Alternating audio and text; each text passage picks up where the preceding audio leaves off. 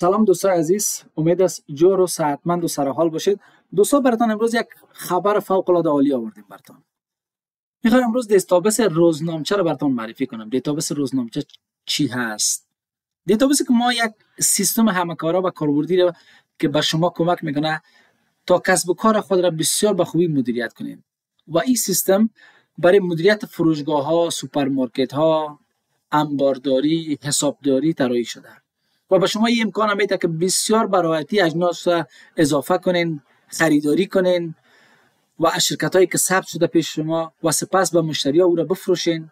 و این دیتابیس میتونه قیمت ها و تعداد هر جنس یا کالاها را شما را چی کنه مشخصه و بسیار به سادگی میتونین گزارش های دقیق از سود، زیان چی کنین و از موجودیتان دریافت کنین. و این سیستم به قدر انعطاف پذیر است دوستا که میتونین هر نوع تغییراتی که شما اگر در آینده خواسته باشین یا بخواین یک آپشن غیر فعال کنین یا اضافه کنین یا ریموو کنین یا از بین ببرین یا شما بخواین از ما که او را پس دوباره تغییر بدیم، میتونیم او را چی کنیم با مو اساس برای شما چی کنیم تنظیم کنیم. پس دوستا میایم داخل دیتابیس میخوایم شویم که دیتابیس چی کارا را انجام میده. خب شما میایم در صفحه یک صفحه نو میگیرم. اینجا ما inventory.hadaf.af تایپ میکنم. وقتی که تایپ کنم اتومات امی صفحه دیتابیس روزنامچه میاد. دوستایی که اگر آنلاین بخواین میتونن در همه جا در تمام کشورها با نوشتن همین نام همین آدرس در صفحه براوزر خود میتونن همین دیتابیس باز کنن و یوزرنیم پسورد دریافت کنن به شکل آنلاین. یعنی اگر چندین فروشگاه های زنجیره‌ای باشه میتونن بسیار به شکل ساده از تمام کشورهایی را مدیریت کنن. اگر شما بخواین در یک دفتر یا در یک دکان یا در یک سوپرمارکت استفاده کنین میتونین بازور در کامپیوترتون اینستال میکنین، میتونین شما به شکل آفلاین بدون از اینکه اینترنت داشته باشین میتونین استفاده کنین. خب دوستان میریم در سیستم لاگین میشیم. ما یوزرنیم پسورد میزنم و دیتابیس روزنامچه خیلی خوبی‌ها داره و خیلی فانکشنالیتی بسیار بالا داره. خب دوستان این صفحه داشبورد خود صفحه روزنامچه است. اگر شما قبل مثلا با این دیتابیس کار کرده باشین در این قسمت ها میتونین از یک ماه فروشاتتانه و یا از یک ماه خریداریتانه و همچنان تمام معاملات که شما انجام دادین و تمام در استاکتان چقدر موجودیت دارین میتونین بسیار به راحتی بدون از اینکه در دیگه آپشن ها برین اینجا میتونین دیده و همچنان در اینجا براتون از به شکل ماهوار برای شما تمام فروشاتتان چی کرده لیست کرده که در کدام ماه شما چقدر فروشات داشتین و اینجا تاپ پروداکت یا اجناس یا کالاهایی که شما با فروش رساندین اینجا چی میکنه برای شما نشان میده. و در قسمت سمت چپ ما اینجا بعضی آپشن های دیگه هم اضافه کردیم که در بخش اینونتوری از کانتکت از سیلز از پروداکت از فایننس است و خیلی از موضوعات دیگه است که بخش ریپورت ها است، تنظیمات است، شما باز میتونید اون را دیده. و در این قسمت آپشن ها رو بسیار به شکل عالی و به رنگ های مختلف براتون تنظیم ساختیم که بسیار به راحتی شما بتونید از این استفاده کنین. اینجا آپشن های خیلی زیاد است دوستان. میتونین در قسمت اد آیتم، اد پرسن، پیمنت، سیستم کانفیگریشن و بخش هلپ، ریپورت، کلوزینگ دیت و این قسمت هم اگر بخوره بخواین این را لاگ اوت کنین و اینجا نام و یوزر که استفاده کننده است و این اگر کلیک کنیم به شکل فول اسکرین برامون نشان میده. خیلی قابلیت های خوبی داره دوستا که بسیار به راحتی بسیار با آسانی شما میتونید با این دیتابیس کار کنین. یعنی به قدر آسان از دوستا اگر شما بسیار زیاد مثلا با سواد ابتدایی هم داشته باشین یا یک کسی که سواد ابتدایی داشته باشه میتونین بر از اون سیستم تسلیم کنین. فقط یک بار همین ویدیو رو ببینه دیگه میتونه تمام معاملات خود، تمام آیتم های خود، تمام گدامداری خود، سلز و فروشات و اینوایس یاره بسیار به سادگی انجام بده. خب دوستان پیش از اینکه ما برم آیتم ها را اضافه کنم، این بود معرفی همین دیتابیس و یا همین روزنامچه ما. خب دوستان پیش از اینکه ما برم آیتم ها را اضافه کنم یا سلز کنم، پرچیز کنم، تمام آیتم ها را اد کنم، خوبی است که ما یک فلو را براتون نشان بدم. یک تصویر ما براتون باز میکنم دوستا. اینجا یک تصویر میبینیم. خب در این تصویر ما میخوایم امی فلو را یا امی سیستم کاری چطور اینجا انجام بشه میخوایم براتون بسیار به صورت عادی این را تشریح بدم. دوستا ما در قدم اول اینجا چیزی که داریم به نام اد آیتم. اد آیتم یعنی افزودن آیتم ها یا افزودن کالاها. یعنی هر زمانی که ما میخواهیم یک دیتابیس استفاده کنیم، ما باید در سیستم دیتابیس خود باید چی کنیم دوستا؟ باید تمام آیتم ها یا تمام اجناس کالاهایی که در سوپرمارکت است، چی در دکان‌های کامپیوتر است، چی در دکان‌های موبایل فروشی است، ما باید تمام اجناس خود چی کنیم؟ پیش از پیش لیست کنیم، آماده کنیم. بعد از اون بیایم در قسمت اد آیتم چی کنیم؟ اضافه کنیم. بعد از اد آیتم، در اد آیتم که ما او را اضافه کردیم، کار ما از اینجا مکمل خلاص میشه. بعد از اون میایم در قسمت پرچیز یا خرید. در قسمت پرچیز یا خرید باز ما در قسمت پرچیز از خرید ما دیگه ضرورت به اد آیتم ضرورت نداریم. فقط اوجا تمام آیتم هایی که ما اضافه کردیم نامشان رو نوشته میکنیم، اتومات میاین نامایشان، تمام لیست پیش ما میایه و ما قیمت از اون کالاها یا اجناسی که در دکان خود داریم یا خریداری کردیم قیمتشان و قیمت خریدشان و قیمت فروششان چی میکنیم؟ اینجا اضافه میکنیم و چقدر تعداد در گودام خود داریم. و قدم بعدی بخش فروشات است دوستا. قدم بعدی بخش فروشات است، یعنی بعد از اینکه ما آیتم ها را اضافه کردیم، بعد از اینکه آیتم ها را ما خریداری کردیم، بعد از اون باز نوبت به این است که ما چی کنیم؟ تمام آیتم ها یا اجناس کالای خود به فروش برسانیم. یا هر کسی که از ما میخواد خریداری کنه یا اینوایس براش میتیم، در قسمت فروشات میایم و او رو چی میکنیم؟ فروشات انجام میدیم. و قسمت آخریش که کار بعدی ما چی است؟ کار بعدی بعد از فروشات میتونیم ما ریپورت ها را، گزارشات میره که ما چقدر خریداری کردیم، چقدر فروشات کردیم، به کی قرض دادیم، کی از ما قرض گرفته، چقدر فایده مونده، تمام از اینا را میتونیم در قسمت ریپورت یا گزارشات چی کنیم؟ ببینیم. ما میریم اولین کاری که انجام میدیم قسمت اد آیتم از دوستا، یعنی اولین کاری که انجام میدیم قسمت اد آیتم است. بعد از اون پرچیز انجام میدیم، بعد از اون سلز و بعد از اون چی؟ گزارشات ریپورت انجام میدیم. اولین کاری که ما باید اول انجام بدیم چی است؟ افزودن آیتم ها. خب میریم در دیتابیس خود. ما در قسمت اد آیتم، در قسمت کویک اکشن، در اینجا بسیار به سادگی شما میتونید اون اد آیتم ها را بسیار به آسانی چی کنین؟ اد کنین. وقتی اگه ما بالای اد کلیک کنم میشه بر من صفحه اد آیتم میایه. خب دوستو شروع میکنیم با اد کردن یک آیتم. میایم وقتی که یک آیتم رو بخوایم اضافه کنیم، چون شروع کاربار ماست، ما میخوایم اول پیش از اینکه خرید و فروش یا انجام بدیم ما باید اول چی کار کنیم؟ اول باید بیایم آیتم های خود اضافه کنیم. تا اینکه ما آیتم های خود اضافه نکنیم ما هیچ وقت خرید و فروش انجام داده نمیتونیم. یعنی اولین کار ما یا اولین استپ ما که ما انجام میدیم باید چی است؟ باید ما بیایم در قسمت کویک اکشن چی کنیم؟ اد آیتم کنیم، یعنی آیتم ها رو چی کنیم؟ اضافه کنیم. خب حالا ما میایم مثلا یک شرکت کامپیوتر هستم، ما میخوایم بعضی آیتم ها رو اضافه کنم. خب در قسمت اینجا قسمت بارکد، یک بارکد نمبر، هر بارکد نمبر اگر لپتاپ میدوشه بزنید، اگر در غیر از او میتونید خودتان اضافه کنید. و همچنان این سیستم یا دیتابیس قابلیت از داره که هر آیتم یا مثلا وسایلی که از خارج از کشور میاد او خود یک بارکد داره و شما میتونید توسط بارکد ریدر اینجا بدون از اینکه شما تایپ کنین اتومات وقتی که بارکد سر از اون جنس ببرین اتومات اون نمبر یش میکنه ظاهر میشه و شما هر بار میتونید وقتی که به فروش هم برسید توسط این بارکد ریدر چی میکنه اون را به فروش هم رسوندن میتونین و میتونین اون را در قسمت اد کردن آیتم در قسمت سلز و پرچیز اضافه کنین. خب من میام یک آیتم نمبر 1 2 3 4 5 یک نمبر مسلسل دادیم از 0 1 2 3 شروع میکنم و در قسمت آیتم نیم ما قبلا یک لیست پیش خود جور کردیم در اکسل، میایم وارد چی میکنم در اینجا اضافه میکنم به خاطر اینکه بسیار راحت شود.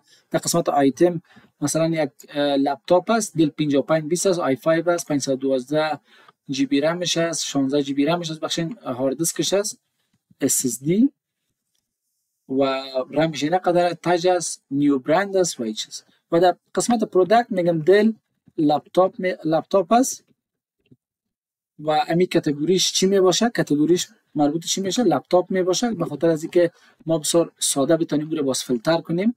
کامنت هم هر نظریه که شما دارین میتونید او اضافه کنیم. مثلا میگم نیو برند است، دبی استاک است، اگر کدام موضوعات دیگه می باشه میتونید اضافه کنید.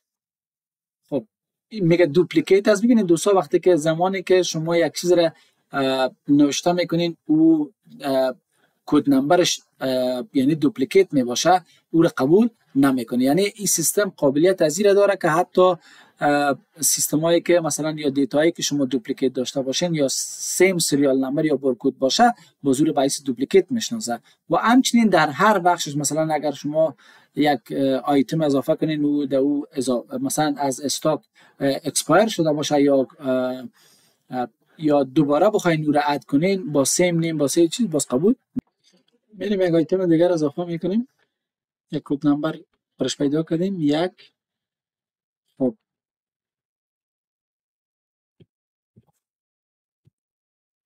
ما در قسمت پروداکشن میگیم دل لپتاپ است، دل 5520 لپتاپ یا هر چیزی که خودتون بر خودتون واضح تر خوبتر است. در بخش کاتگوری هم میتونید شما کاتگوری لپتاپ اضافه کنید و اینجا قسمت هم میتونید شما یک کامنت برش بدین. هر کامنتی که شما حساب باشین نیو برند دو استاپ سیو میکنم. خب این هم دوپلیکیت میگه. خب یک آیتم دوباره اضافه میکنیم، یک کد نمبرش هم میگیریم، باید نباشه سیمبل جدید نباشه. خب لنوو است، لنوو میگم تینک پد کاربون و 16 جی بی رمش. خب ببخشیم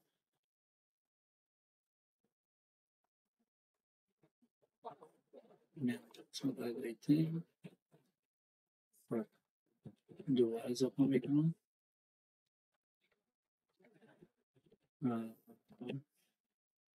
لنوو هست، لنوو تینک پد، لنوو تینک پد شما میدونم.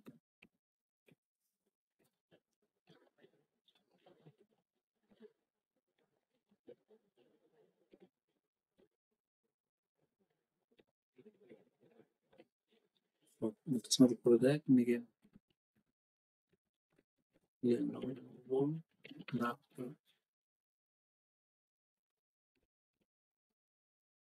با کاتگوری لپتاپ اضافه میکنم و کامنتشن نیو برند است. اد شد میگه کامپیوتر 25 125 126. یک مدل دیگر رو میگیریم HP وای آی 7 میگیریمش. یادتون باشه اصلا یادتون نمیسازدی و دیگه موضوعاتش میگیم HP لپتاپ هست وای بچه لپتاپ نیو استاک سیو میگه 25 25. خب تو موجود بود 28 اضافه کردیم. خب HP هم اضافه شد. حالا ما اگر بیایم در قسمت موبایل اپلیکیشن، حالا مثلا موبایل کلوز میکنیم دوباره یک آیتم دیگه اضافه میکنیم در بخش موبایل. ما بارکد بخش موبایل هم بگیرم و اینجا میایم که آیفون 14 پرو میخریم، آیفون 14 پرو مکس و این هم مشخصاتش چی هستی؟ آیفون هست، آیفون 14 چون بخاطر که میشه پرو مکس پرو باشه یا باشه و در قسمت اینجا نشان میکنم سمال قسمت سمارت فون نیو برند از استارت دوبای و یا اضافه شد 120 و اینجاش یک کد نمبر دیگه واسه میمه موبایل سامسونگ اضافه میکنم این بار و از چی هستی؟ سامسونگ گلکسی هست و اینجا سمارت فون نیو دوبای یا اضافه شد. ببینید دوستان ما میتونیم به این شکل دیگه آیتم ها رو اضافه کنیم. یک آیتم دیگه رو به شما اضافه میکنم چون به خاطر از اینکه ویدیو زیاد نشه بخش از سوپرمارکت اضافه میکنم. ما میم دوباره ما میتونیم از این قسمت رو میتونیم یک آیتم اضافه کنیم. پرودکت یک دیزاینش کم زر متفاوت است. این چیز میم کد نمبر انتخاب میکنیم. بعد از اون میم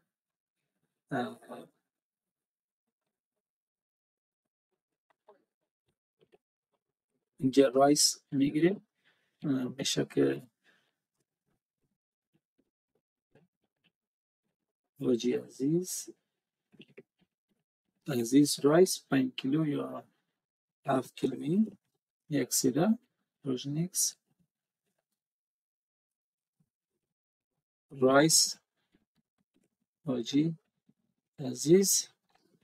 و در قسمت کاتگوری هم میتونیم چی کنیم؟ رایس نوشته کنیم، موجود داریم فعلا. و اگه چک imported from چی؟ افغانستان پرودکت سیف میزنیم. بسیار موفقانه ایجاد شد. و میایم یک چیز دیگر رو اضافه میکنیم، روغن،